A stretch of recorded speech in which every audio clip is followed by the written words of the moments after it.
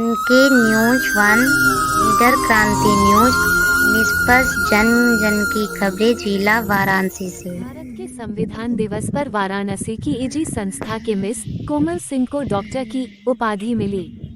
Report Amarnath बारी, director SB Singh, निडर, जिला वाराणसी। खास खबरें।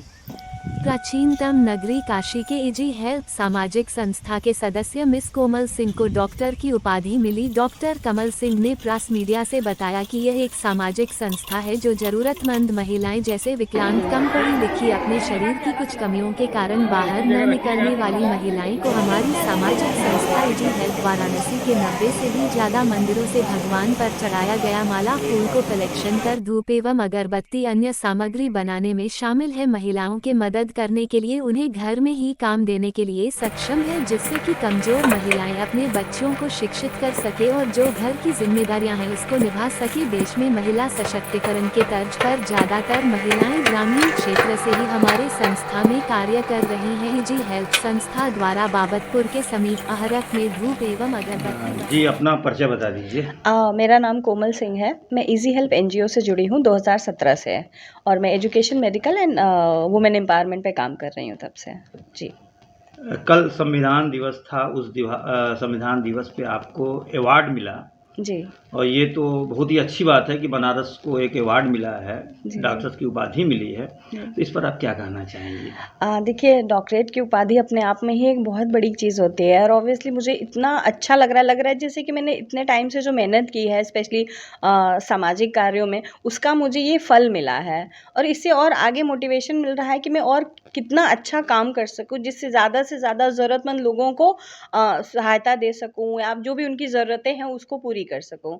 तो ये जब मेरे हाथ में सर्टिफिकेट आया तो अपने आप एक अंदर से जो खुशी मिलती है वो तो अब मैं बयान भी नहीं कर सकती हूँ। एक तरह से कह लीजिए कि ये उपाधि मेरे लिए एक सपने जैसा है, पूरा होने जैसा। तो मैं बहुत बहुत ही खुश हूँ, और मैं बहुत थैंकफुल हूँ कि मुझे इस चीज़ के लिए चुना गया।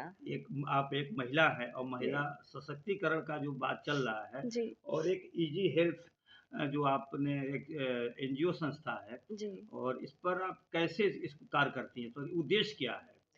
देखिए, इजी हेल्प का उद्देश्य शुरू से ही रहा है education, medical and women empowerment. जैसे कि हमारा बैकबोन है एजुकेशन और मेडिकल, वो तो है ही। और अब क्या होता है कि महिलाओं को हम लोग इस फोकस कर रहे हैं, क्योंकि हर घर में आप देखिएगा तो महिलाएं वो तत्पर हैं काम करने के लिए, बट उनके पास उस तरीके से काम नहीं है। बेरोजगारी अभी बहुत है, बट हमें लोग भी मिल रहे हैं काम करने के लिए। तो हमें ये लगा कि हम ऐसा काम शुरू करें जिससे महिलाओं को काम भी मिल सके, वो घर बैठे भी कर सके, 9 टू 5 की जॉब ना करें, घर बैठे भी उनको काम दे सके। प्लस इसीलिए इसी वजह से हमने स्टार्टिंग की सिलाई मशीन डिस्ट्रीब्यूट करने की।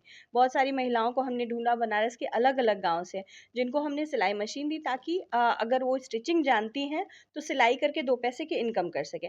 लेकिन फिर ये भी था कि हम कितने लोगों को सिलाई मशीन देंगे, सिर्फ वही एक टारगेट नहीं रह जाता है। फिर हमें लगा कि ये जो फूल और कचरे में जा रहा है, तो क्यों ना इससे कुछ ऐसे बाई प्रोडक्ट बनाए जाएं जिससे हम रोजगार भी दे सकते हैं, स्वच्छ भारत अभियान से भी इसको जोड़ सकते हैं। प्लस क्योंकि ये जो फूल हम चढ़ाते हैं इतनी श्रद्धा से, वो अल्टीमेटली कचरे में ही चला जाता है, और वो रिवर में जाता है तो पोल्यूशन का कारण बनता है।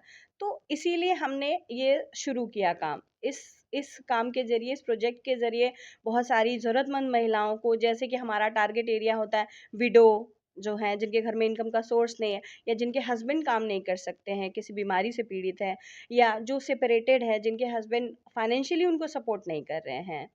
तो ऐसी लोगों को हमने टारगेट किया, जिससे कि 2 पैसे की इनकम हो, और वो घर में अपना फाइनेंशियल सपोर्ट दे सके, बच्चों को पढ़ा सके, या अपनी कोई ज़रूरत की चीज़ हो तो उसको फुलफ़िल कर सके। इसमें हमने ये रिस्ट्रिक्शन नहीं रखा है कि आप आकर के काम करें।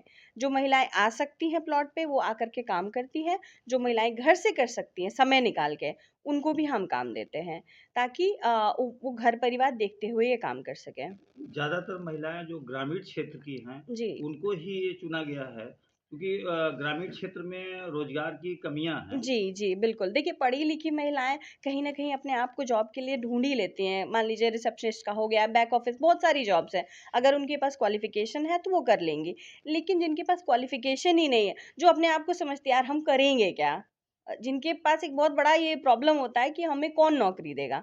उनके लिए हमने ये रखा है कि हमारे लिए क्वालिफिकेशन मैटर नहीं करता, हमारे लिए आपका समर्पण, आपका डेडिकेशन और आप कितनी शिद्दत से इन चीज़ों को करना चाहते हो, वो हमारे लिए मैटर करता है और कितनी ज़रूरत है आपको। इस हिसाब से हमने इन महिलाओं को सेलेक्ट किया है। तो वाराणसी के जो काशी क्षेत्र जाना जाता है, एक जी, धार्मिक नगरी जानी जाती है, जी। तो वहाँ यहाँ की महिलाओं को क्या संदेश देना चाहेंगे आप? हम महिलाओं को सिर्फ यही कहेंगे कि देखिए चैलेंजेस तो बहुत है, हम ये नहीं कह सकते कि आज मॉडर्न हो गया है हम इक्वलिटी की बात करें, ऐसा नहीं है, कहीं ना कहीं वो इम्बैलेंस तो है सोसाइटी में। तो उसके लिए कोशिश तो करनी पड़ेगी ना, अगर जिसको काम करना है, किसी महिला को काम करना है, हम स्पून फीडिंग नहीं करा सकते, मतलब हम उनको जा करके जबरदस्ती काम नहीं दे सकते। अगर उनकी इच्छा शक्ति है तो उन्हें खुद को बाहर आना पड़ेगा काम करने के लिए। काम है, मिलेगा काम, बशर्ते कि उनको अपने दायरे से बाहर निकल के आना होगा, तभी वो चीज़ों को आगे ले जा पाएँगे। बैठे-बैठे सिर्फ़ अगर हम कहते रहे अरे हमारे पास कुछ है नहीं, हम कुछ नहीं कर सकते, हमारा ये नहीं है, तो इससे कुछ नहीं होने वाला, काम तो करना पड़ेगा। बस यही है।